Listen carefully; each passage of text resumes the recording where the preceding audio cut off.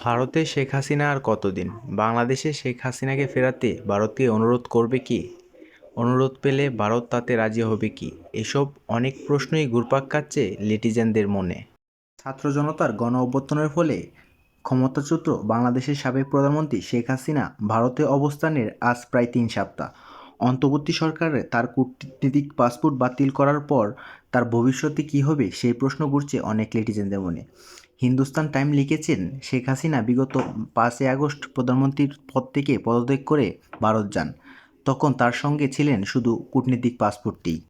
ভারত ও বাংলাদেশের মধ্যে স্বাক্ষরিত ২০১৮ সালের সংশোধিত ট্রাভেলস অ্যারেঞ্জমেন্ট অনুযায়ী উভয় দেশের কূটনীতিক ও অফিসিয়াল পাসপোর্টধারীরা ভিসা ছাড়াই ৪৫ দিন পর্যন্ত একে অপরের দেশে অবস্থান করতে পারবেন, যা ইতিমধ্যে শেখ হাসিনার ২০ দিন পাড়িয়ে গিয়েছে।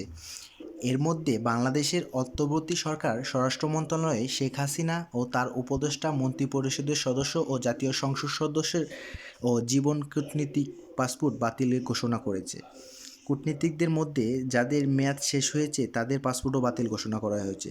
এখন সাধারণ পাসপোর্ট হাতে অন্তত ২টি সংস্থা তদন্ত পার হতে হবে। হিন্দুস্তান টাইম লিখেছেন, সংবাদ মাধ্যমে আসা প্রতিবেদন অনুযায়ী ৭৬ বছর বয়সী শেখ হাসিনার হাতে ওই লাল পাসপোর্টটি ছাড়া আর কোনো পাসপোর্ট নেই। ফলে অন্য কোনো ব্যবস্থা না হলে তার বৈধভাবে ভারতবর্ষে থাকার সুযোগটি দ্রুত ফুরিয়ে আসছে।